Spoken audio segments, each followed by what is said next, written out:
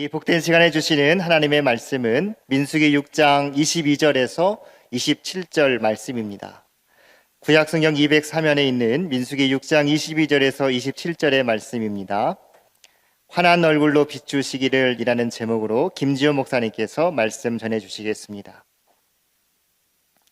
하나님의 말씀을 한 절씩 교독하겠습니다.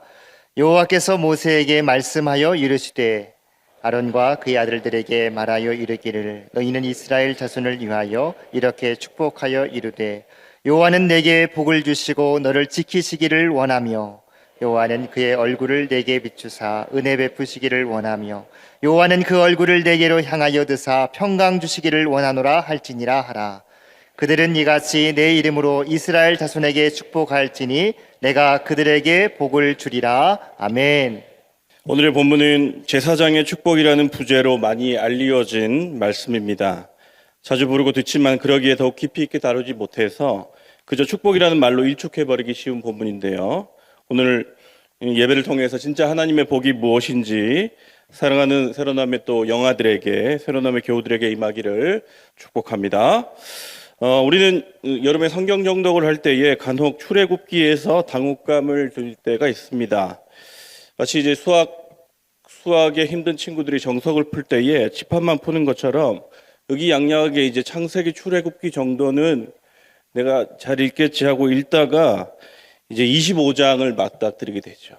25장에 보면 이제 규례들이 나오기 시작하거든요. 역사까지는 괜찮은데 출애굽기 넘어져라고 하면서 이렇게 배신감을 느끼지만 사실 출애굽기 늘 그래왔고 배신을 한 적이 없습니다. 이것도 우리의 잘못이죠.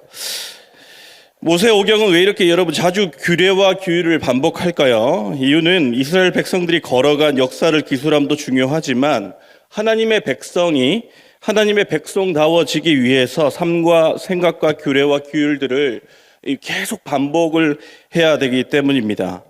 평생 이집트의 거대한 문명과 문화 안에서 살아왔던 이스라엘이 한순간에 자신들의 삶과 생각을 바꾸기란 여간 힘든 일이 아닙니다. 여호와의 권능이 이집트의 신들을 깨부시고 마다들을 죽이는 그런 놀라운 이적과 홍해가 갈라지는 놀라운 이적을 보았음에도 백성들은 쉽게 바뀌지 않습니다. 사람이란 그러한 존재거든요. 그러니까 여러분 모세오경을 읽다 보면 어쩔 때는 이스라엘 백성들이 좀 측은할 때가 많습니다. 왜 이렇게 규례가 많을까? 꼭 이렇게 살아야 할까? 하나님 좀 너무하신다라고 생각할 때에 여러분 그래서 오늘의 말씀이 중요한 것이죠. 오늘의 본문 앞에서도 5장에 보면 이 성결에 대한 내용들이 나옵니다. 거룩과 부정, 죄, 간음, 나실인 등에서 얘기하면서 딱딱하고도 어려운 규례일지도 모르는데요. 그 뒤에는 결국 오늘 하나님께서 허락하시는 축복의 말씀이 나오는 것이죠. 이스라엘 백성에게 필요한 일은 훈계와 규례와 교육과 함께에 하나님께서 우리를 얼마나 사랑하시는지, 얼마나 축복하시는지, 때로는 교육하시고 훈육하시지만 그럼에도 불구하고 또 우리를 너무 사랑하셔서 아낌없이 축복을 주시는 분이라는 것을 오늘의 말씀을 통하여서 우리는 깨달을 수 있게 되는 것이죠. 그렇다면 이 제사장의 축복을 통하여서 우리가 어떠한 축복의 삶을 살아야 할지를 한 3가지 정도로 살펴보도록 하겠습니다. 첫 번째, 우리는 어떠한 복의 삶을 살아야 됩니까? 복의 통로, 하나님은 우리를 축복하는 이로 부르셨습니다. 우리 함께 따라해 볼까요? 하나님은 우리를 축복하는 이로 부르셨습니다. 22절과 23절 방금 함께 읽었는데요. 여호와께서 모세에게 말씀하여 이르시되 아론과 그의 아들들에게 말하여 이르기를 너희는 이스라엘 자손을 위하여 이렇게 축복하여 이르되 라고 이야기를 하고 있습니다. 하나님은 모세를 통하여 아론과 그의 아들들 제사장들에게 임무이자 특권을 허락하십니다. 그것이 무엇이냐면 축복, 복을 비는 권한을 허락하시는 거예요.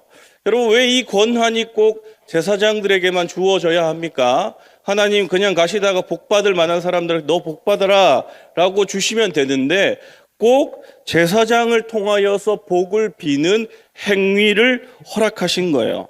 왜 그렇습니까? 이는 하나님의 복이 특별한 이들을 통해서 내려옴을 강조하기 위함입니다. 레위기 9장 22절 23절에도 이런 축복의 장면들이 나오는데요. 아론이 백성을 향하여 손을 들어 축복함으로 속죄제와 번제와 화목제를 마치고 내려오니라. 모세와 아론이 회막에 들어갔다가 나와서 백성에게 축복함에 여호와의 영광이 온 백성에게 나타나. 여러분 어떠한 장면입니까? 아론과 모세와 아론이 축복을 하니까 여호와의 영광이 충만하게 나타났다는 것이죠. 어떻게 생각해 보면 여러분 제사장이 된다는 것, 이렇게 축복도 하고 하나님의 복을 빌 수도 있으니까 너무 멋지고 좋은 일이 아닌가. 왜 아론과 그의 제사장들에게만 주어졌는가? 흉패도 입고 복도 빌고 제사만 드리면 되니까 좋은 일이 아닌가라고 생각할지 모르지만 여러분 제사장의 일은요 3D 업종이었어요. 아주 힘들고 어려운 일입니다. 높은 관직에 있는 게 아니에요. 여러분 아론이 제사장 직분을 받을 때 그는 어디에 제사장과 자신을 비교했겠습니까? 아론과 이스라엘 백성들이 어디서 출애굽을 했죠? 방금 답을 말씀드렸죠. 애굽에서 출애굽을 했습니다. 그러니까 어느 제사장들과 비교가 되는 거예요? 애굽에 있는 제사장들과 비교가 됩니다. 저희가 자료를 찾아봤는데요. 기록에 의하면 이집트 경작지의 6분의 1 이상이 신전 소유였습니다. 제사장들이 상당한 권력과 부를 누렸어요. 이집트의 인구의 2%가 넘는 10만 명이 신전 소유의 노예였습니다. 출애굽 당시 고대 이집트 아몬 지역의 카르낙 신전만 해도 과수원이 433개, 가축이 42만 마리, 마을이 65개, 83척의 배, 46개의 작업장, 수십만 평의 농장, 일꾼이 8,000명. 이게 이집트의 제사장에 가지고 있는 재산이었습니다. 신전은 하나의 도시고 안에 화덕, 양조장, 마국관, 농장, 사냥꾼, 건축공, 벽돌공, 방직공, 서기관, 행정관, 화가 등이 다 제사장의 휘하에 있었어요. 당대 최고의 특권 계급입니다. 그런데요, 이스라엘의 제사장은 아닌 거예요. 우리 말씀을 같이 보겠습니다. 이스라엘의 제사장은 어떻게 달랐습니까? 여호수아 13장 14절에 보니 이렇게 되어 있습니다. 우리 함께 읽을까요? 읽겠습니다. 시작. 여호수아가 기업을 준 것이 없었으니 이는 그에게 말씀한 것인 것 같이 이스라엘의 하나님 여호와께 드리는 화제물이 그들의 기업이 되었습니다. 여호수아 18장 7절 상반절도 함께 읽겠습니다. 레위 사람은 너희 중에 분깃이 없나니 여호와의 제사장 직분이 그들의 기업이 됨이며. 이스라엘의 제사장은 가진 게 없어요. 가진 게 없습니다. 직분 자체가 기업이라는 거예요. 모든 지파들이 받던 땅조차 받지 못합니다. 하나님께 바쳐지는 딱딱한 빵이 있어요. 그게 뭐냐면 여러분 진설병이라는 빵입니다. 그걸 버리질 못해요. 여러분 3명이 그거를 그 장막 안에서 매주 먹어야 됩니다. 그것밖에는 다른 거에 레저가 없습니다. 그리고 여러분 그들이 받을 것은 각종 제물의 가슴살, 오른쪽 넓적다리가 다였습니다. 이스라엘의 제사장과 이집트의 제사장을 비교할 때 너무 초라하고 너무나 아무것도 아닌 삶의 자리였죠. 여러분 어떻습니까? 이스라엘의 제사장 하고 싶으십니까? 나는 이제 목사 아니니까 여러분 그렇지 않거든요. 여러분 이제 뭐 어떤 구절이 나올지 여러분 짐작을 하실 건데요. 정확하게 이 축복권이 신약에서 그리스도의 보혈로 말미암아 모든 하나님의 백성에게 임합니다. 베드로전서 2장 5절 같이 읽겠습니다. 함께 읽겠습니다. 시작. 너희도 산돌같이 신령한 집으로 세워지고 예수 그리스도로 말미암아 하나님이 기쁘게 받으실 신령한 제사를 드린 거룩한 제사장이 될. 2장 9절에는 뭐라고 얘기합니까? 너희는 택하신 족속이요 왕 같은 제사장들이요. 부귀영화를 누리는 제사장이 아니라 이 땅에서 신령한 제사를 드리며 사람들을 축복할 제사장의 역할을 우리에게 맡기셨는데 여러분 이것은 누가 가능한 일입니까? 제사장의 삶을 사는 자들에게 가능한 일인 거예요. 여러분 그러므로 우리가 하나님의 백성을 통하여서 하나님의 제사장을 통하여서 하나님의 축복이 백성들에게 임하였던 것처럼 신약에 우리가 제사장적인 삶을 산다는 것은 하나님이 큰 직분 맡기셨구나. 좋은 직분 맡기셨구나. 떵떵거리며 이런 내용이 아닙니다. 여러분의 가정에서, 여러분이 있는 곳에서 믿지 않는 자들을 향하여서 하나님의 복이 이렇게 여러분들에게 임하길 원합니다 라고 선포하며 어떠한 삶을 삽니까? 여호와만이 나의 기업이시다 라는 삶을 사는 것이 우리에게 맡겨진 축복의 통로의 삶인 줄 믿습니다.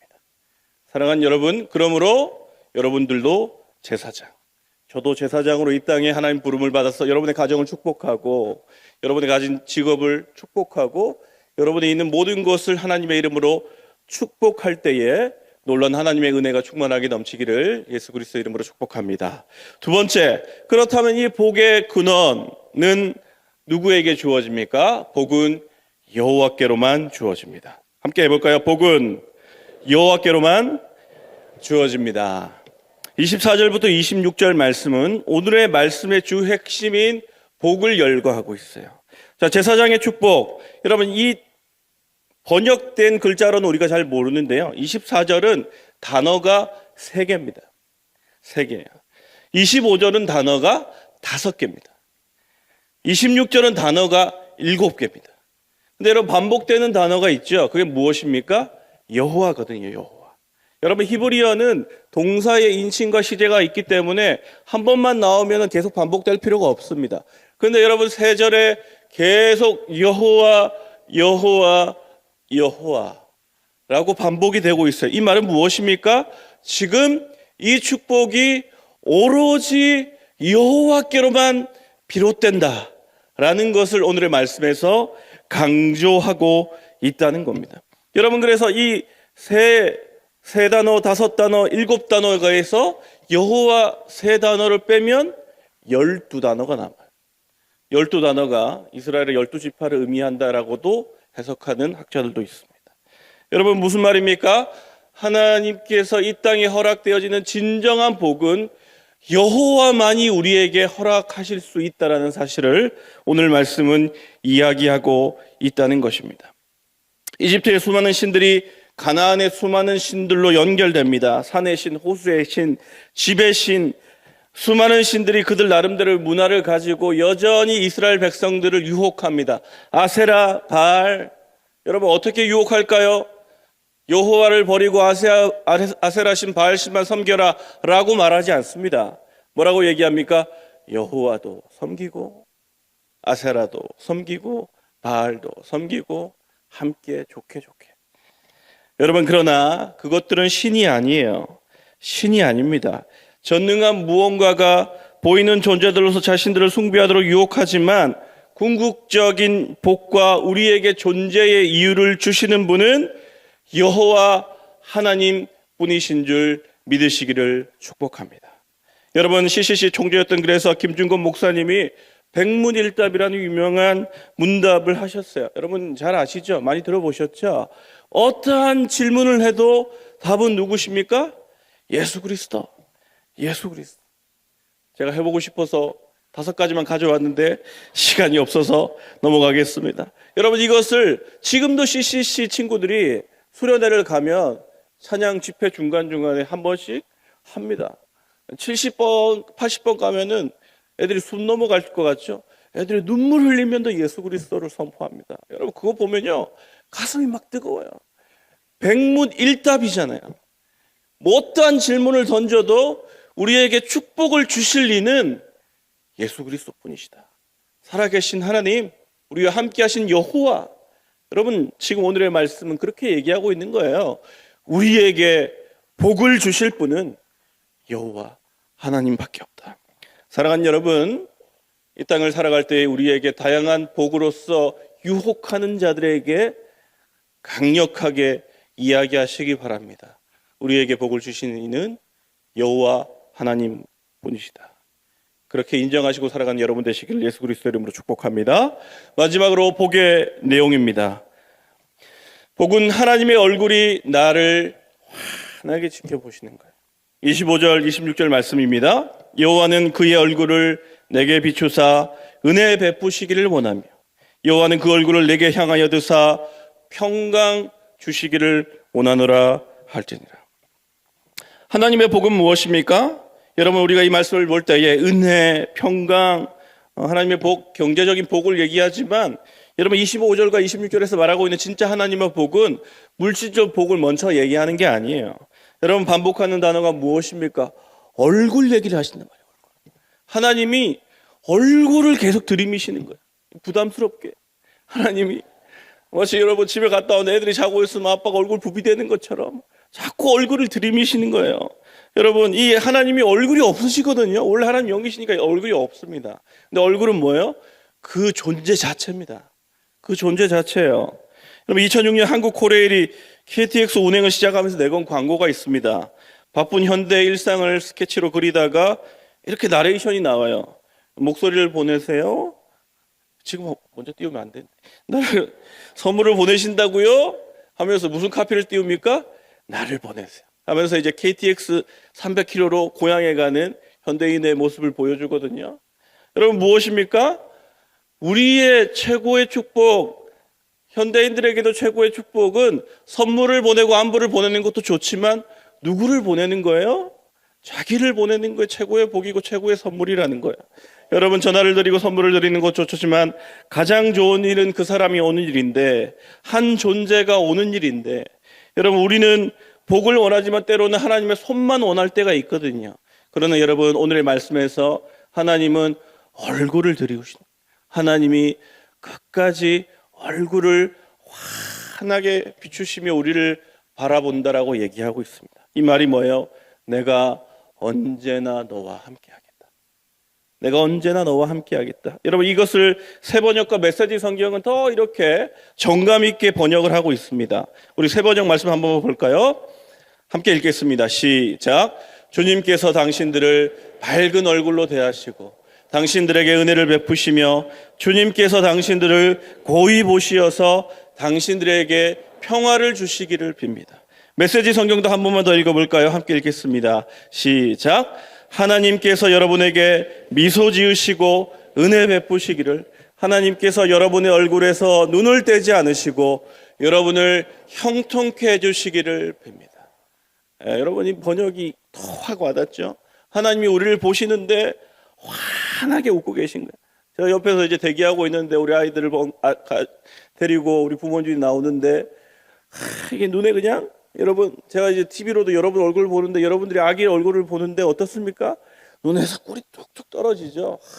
귀엽다. 너무 아름답다. 왜 그렇습니까? 아름답고 하나님께서 허락하신 그 선물 같은 아이를 볼 때에 사랑이 넘치기 때문입니다. 제가 어제 여러분 결혼식을 갔다 왔는데 신랑이 너무 긴장을 했어요. 그러니까 여러분 신부가 신랑 보고 이렇게 슬쩍 보는데 그 눈에서 그냥 막 꿀이 막 그냥 좋은가 보다 이러면서 쳐다봤습니다. 하나님이 여러분을 보시는데 여러분 험악한 얼굴로 보시면 얼마나 슬프겠어요. 마치 공부한다 그랬는데 앞에서 오락하고 있는 엄마가 보는 것처럼 험악하게 보면 얼마나 슬프겠어요. 그런데 하나님이 지금 여러분을 보시는데 고운 얼굴로 활짝 웃으시면서 눈을 떼지 않으시고 언제 어디에 있든지 너와 함께 하시겠다. 여러분 이것이야말로 하나님 우리에게 주시는 최고의 복인 줄 믿습니다. 이 복을 누리시며 살아가는 여러분 되시기를 축복합니다. 말씀을 정리하겠습니다. 축복의 마무리는 27절에 이렇게 되어 있습니다. 그들은 이같이 내 이름으로 이스라엘 자손에게 축복할지니 내가 그들에게 복을 주리라. 내가 그들에게 복을 주리라는 말을 다른 말로 어떻게 표현합니까? 내가 언제나 나의 얼굴을 들어 너를 환하게 웃으며 쳐다보고 눈을 떼지 않고 언제나 함께하겠다. 여러분 참 오늘 말씀을 준비하면서 시국이 너무 그래서 어떤 말씀을 준비해야 될까 고민이 많았습니다. 그러나 지금이야말로 이 하나님의 복이 가득해야 될 시기가 아닌가. 지금이야말로 이 하나님의 복만을 바라며 나가야 될 때가 아닌가. 사랑하는 여러분, 이 하나님의 복을 충분히 누리시고 많은 이들을 축복하며 주와 함께 걸어가시는 여러분 되시기를 예수 그리스도의 이름으로 축복합니다. 아멘.